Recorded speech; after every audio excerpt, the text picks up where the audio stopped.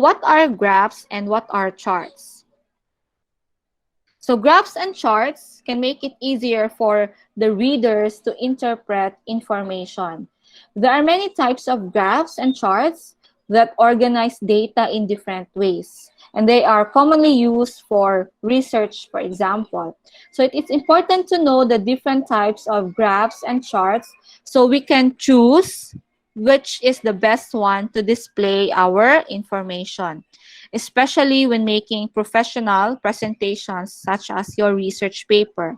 So we will discuss later on what are the examples of graph and charts.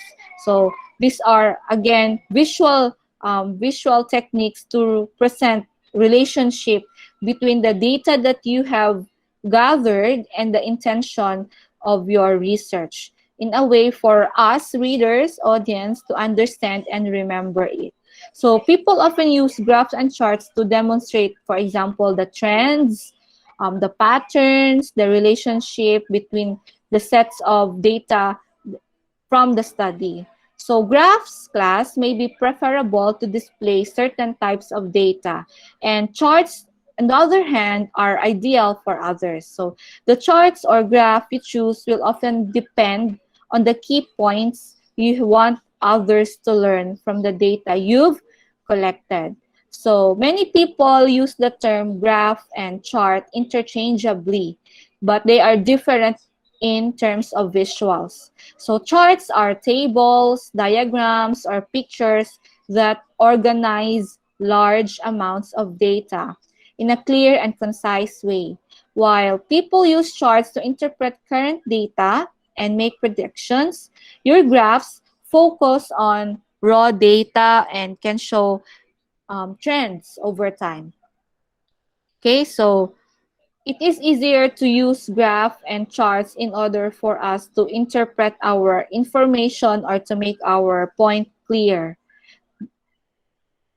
So we will have here different types of graph. We have here the bar graph, the pie chart, the line, the scatter plot, and we have the line graph. Okay, so these are actually the different types of graphs that we will discuss this afternoon. The line graph, the bar graph, the pictograph, the histogram, the area graph, and the scatter plot.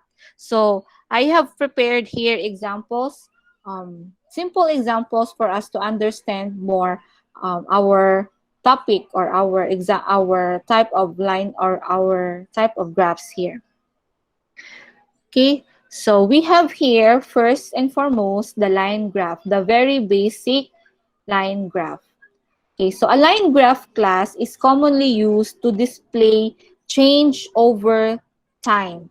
Okay, as a series of data points connected by a straight line segments on two axes, so your y-axis and your x-axis. So the line graph therefore helps to determine the relationship between two sets of values with one data set always being dependent on the other hand. So we have here an example on total research dollars in millions. We have 2013 to 2019. And we have also in the other axis the the amount in millions. Okay, you can see there the dots were connected, and you can see the display of change as a series of data points. So the line graphs are drawn so that the independent data are on the horizontal or on the a-axis, example our time, or the x-axis or our time here, and the dependent data we have there the y-axis, so we have here the amount, for example.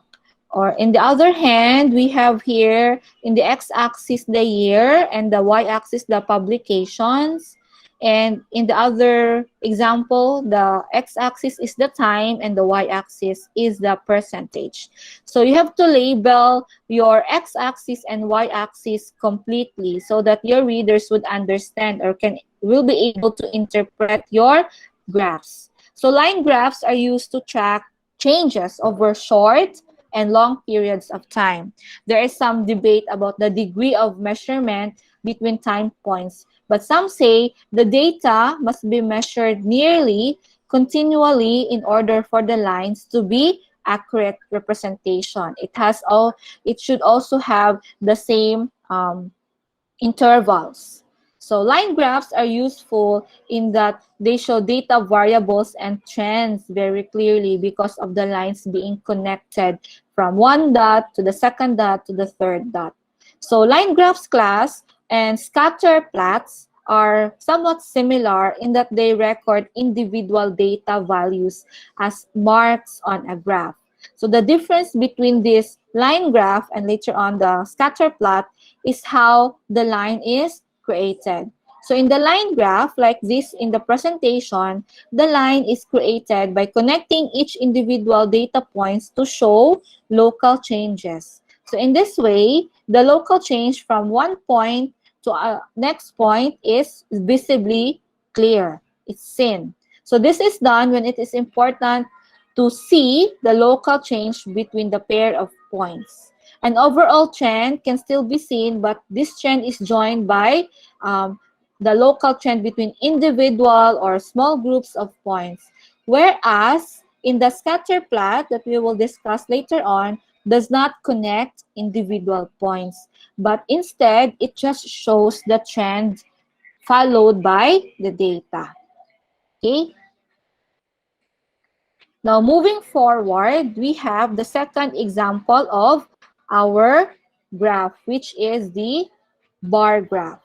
So, a bar graph, this one here in our presentation, we have contextualized an example, a research from pharmacy practice.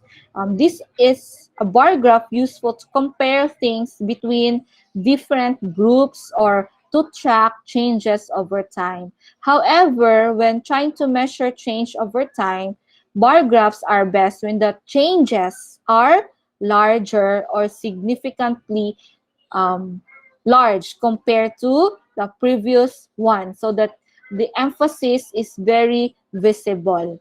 Okay, so a bar graph is a chart that plots data using rectangular bars, as you can see in the presentation, or we call it as columns or bins that represent the total amount of observation in the data for that category. So bar charts can be displayed with vertical columns as presented here, but you can also present your bar graphs in horizontal bars or comparative bars where there are multiple bars to show a comparison between values, or that is a paired bar graph.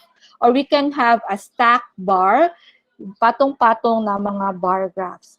So bar graphs are commonly used in finances or analysis of different numbers or data. We can have uh, also here in the example a bar graph with medication adherence scores in the x-axis, and in the y-axis we have here a paired bar graph comparing the control group and the intervention group. So this is with the first follow-up, the second follow-up, and the third follow-up. As you can see, there is quite different adherence scores with the control group and the intervention group. And on the other example, we have here community pharmacists and their pay grade or their salaries. Okay, you can compare here. So community pharmacists are paid on the average of 7,500 less per rata than hospital, primary, academe, and industrial pharmacists. So you can see that there is a very big difference from the community with the industry. So bar graphs is very, very easy to understand. Its purpose is to convey relational information quickly. So as bar graph display quantity in a very visible manner. Okay, so when interpreting a bar graph, we just look at the columns and compare it side by side, which is higher, which is taller, and the readers can directly understand your conclusion.